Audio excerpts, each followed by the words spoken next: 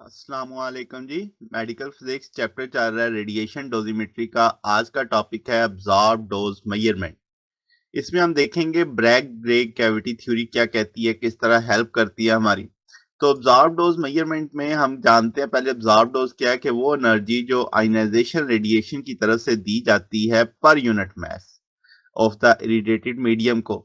अब प्रैक्टिकली क्या फिजिकली क्या होता है कि ये क्वांटिफाई करती है लोकल एनर्जी डेपोजिशन को, जो कि ड्राइव करती है बायोलॉजिकल डैमेज यानी डीएनए को ब्रेक करती है या सेल को किल करती है। अब क्लिनिकली हम इस क्वांटिटी को प्रिस्क्राइब करते हैं रेडियोथेरेपी में और यूज करते हैं assess risk in diagnostic imaging and radiation protection के अंदर। अब मेजरमेंट जो ऑब्जर्व डोज का इसका मतलब क्रिटिकल है रिक्वायरमेंट रेडिएशन थेरेपी और प्रोटेक्शन में, तो हम कहेंगे दो मेन अप्रोचेस होती हैं, एक डायरेक्ट मेजरमेंट की और एक इनडायरेक्ट कैलकुलेशन की, जिसमें आयनाइजेशन को टूल के तौर पर इस्तेमाल किया जाता है। कैलोरीमेट्री, अब इसमें क्या होता है कि सिर्फ डायरेक्ट मेथड है कि हम ऑब्जर्व डोज को मेजर करें कैसे कि हम इसमें टेम्परेचर राइज देखते हैं किसी आइसोलेटेड मैस ऑफ मीडियम का जो रेडिएशन जिसने अब्जॉर्ब की होती है। अ स्पेसिफिक हीट जो मटेरियल की है वो रिलेट करती है कि कितनी एनर्जी डिपॉजिट हुई उस टेम्परेचर को बढ़ाने के लिए। तो अब प्रिसाइजली ये अभी तक फुली अडॉप्ट नहीं किया गया as a standard in laboratories, क्योंकि टेक्निकली ये बहुत कॉम्प्लेक्स है। फिर दूसरा क्या होता है आइनोमेट्री। ज्यादातर अब्जॉर्ब डोज मेजरमेंट की जाती है indirectly by measuring ionisation of in the gas और अप्लाई किया जाता है करेक्शन फैक्टर जो ड्राइव किया जाता है ब्रैग ग्रे ग्रेविटी थ्योरी से। अब क्या है जी Bragg grey gravity theory?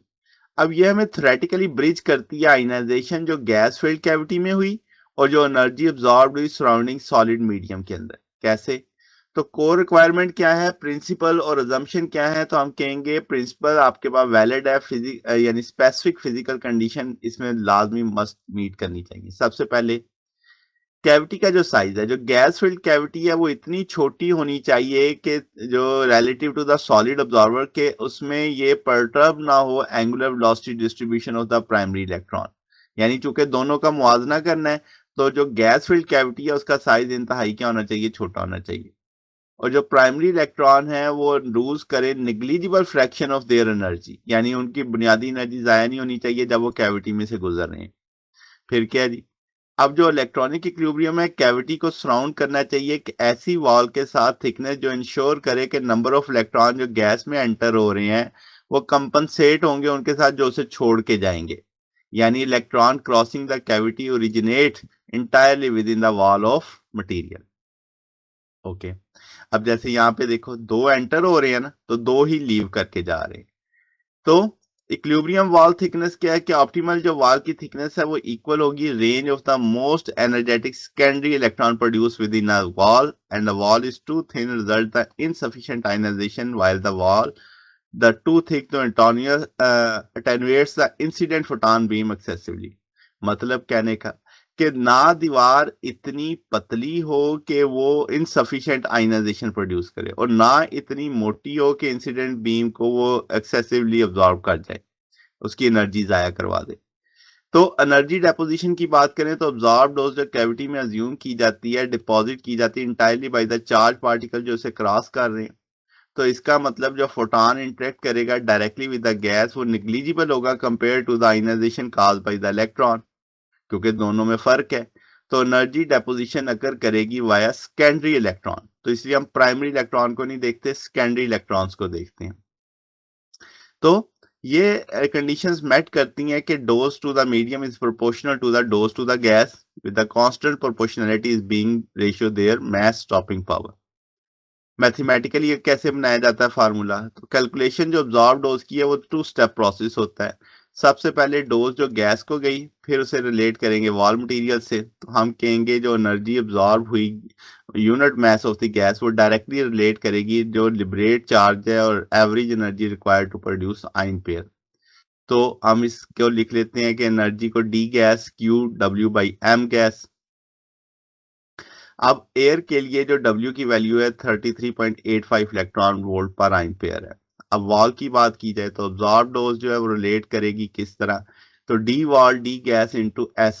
S यहाँ पे क्या है कि एक स्टॉपिंग पावर की रेशियो है। तो यानी कैसे देखते हैं उसे वो देख लेते हैं, वॉल डिवाइडेड बाई गैस। तो एवरेज स्टॉपिंग पावर रेशियो, ये जैसे मैंने कहा कि आपके डी की वैल्यू क्या है, अब्जॉर्ब मास एनर्जी पर यूनिट मास होता है, तो ये वॉल के लिए, ये गैस के लिए, ये अब आपने दोनों की रेशियो लिखी।